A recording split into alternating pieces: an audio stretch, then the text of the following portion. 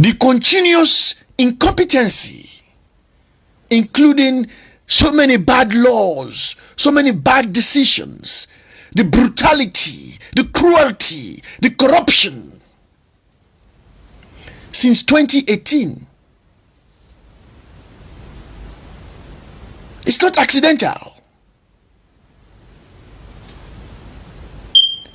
It may look like some desperation or hopelessness, but that is to mistake the symptom for the cause. Instead, the Madabio pauper illegal government's inability and clumsiness are a function of both Mr. Madabio's character and the defining ideology of his SLPP pauper illegal government. Waiting at the try for tell you Nanaya. All waiting the happen na Sierra Leone since 2018. No to accident.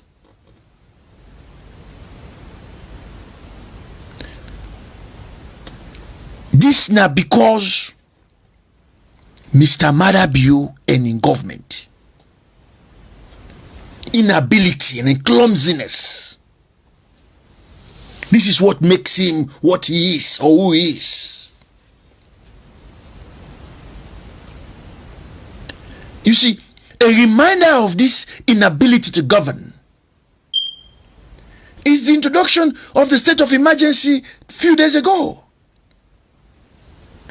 to fight the usage of drugs, of an illegal drugs, that even 2% of the population, they're not the taker. They're a very small, tiny number. I'm not dismissing the seriousness of it.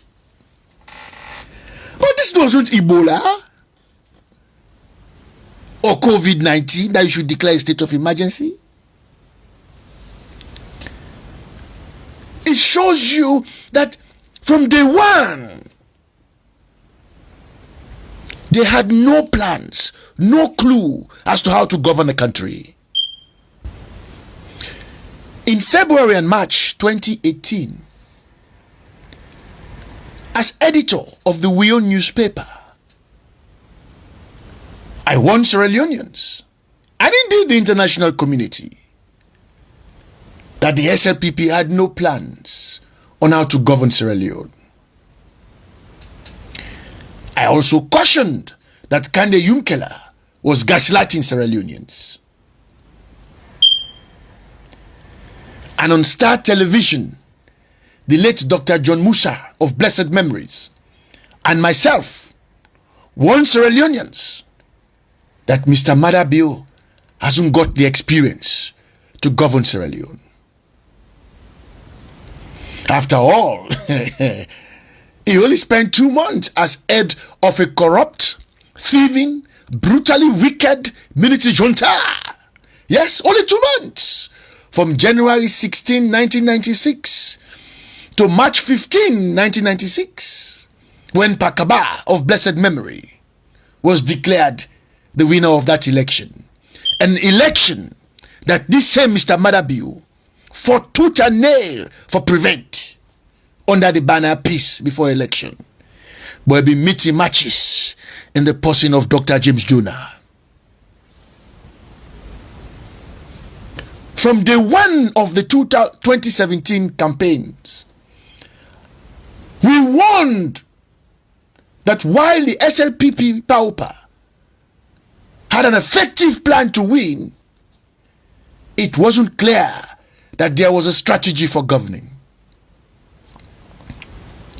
Certainly not in the transformational way Sierra Leoneans and indeed the international community were fed by the pauper campaign across the country, that they have a clue, they have a strategy as to how to govern Sierra Leone. On television, SLBC, the Inside the Media program, myself, Fode Morris, Milton Boyle, and a few others, warned that free education was already in Sierra Leone, and that the power people talking about free education was a fraud. But no one listened. Not only this, people like Patso stood up against the British High Commissioner, Guy Warrington. But it was dismissed by many people in Sierra Leone. Today, where are all of those who stood up and told the world that Sierra Leone was going to be a better place under the Paupa SLPP government?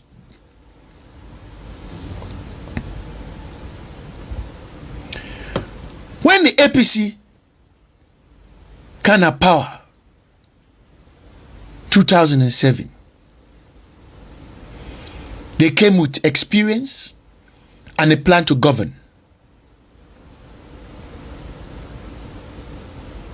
That is why, within 100 days, as Ernest Koroma been promised, there was light.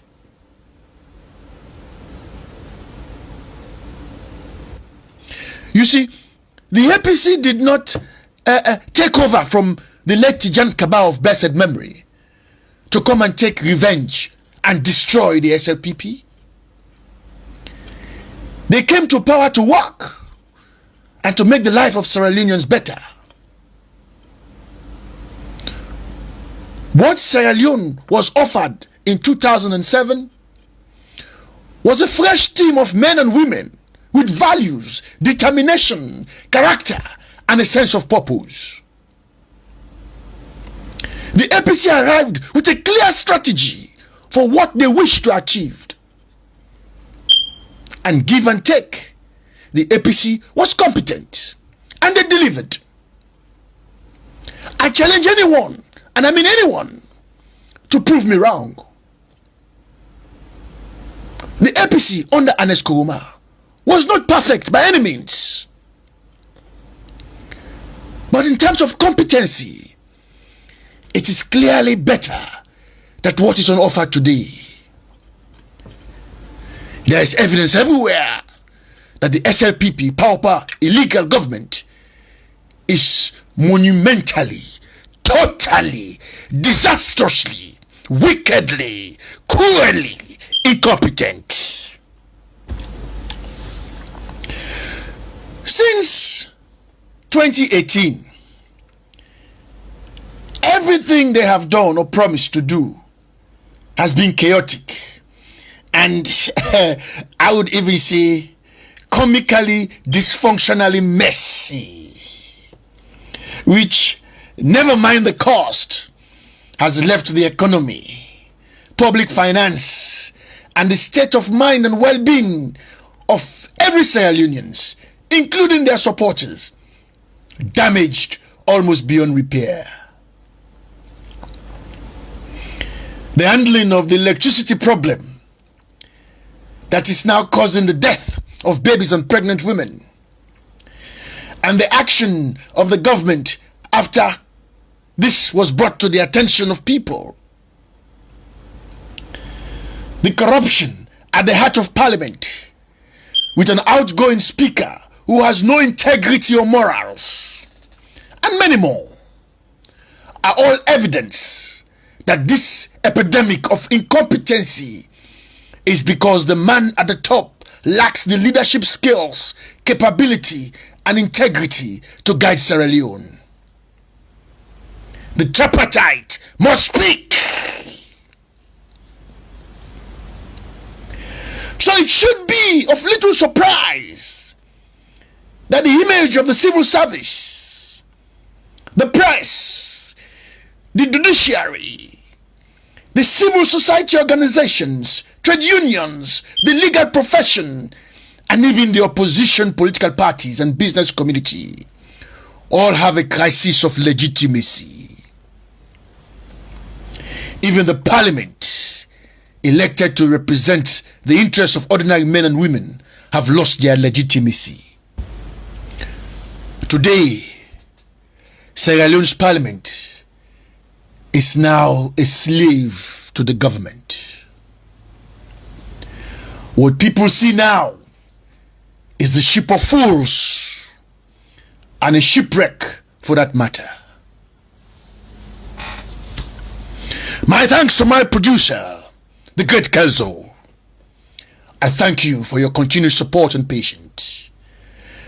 My editor Davida is away, busy with the upcoming local elections in England. So I have the goddess of India, Lady Sita. You are most welcome, and I'm sure you're going to enjoy the journey with me. This conversation will continue in a few days' time. Until then, you all take care, and God bless Sierra Leone.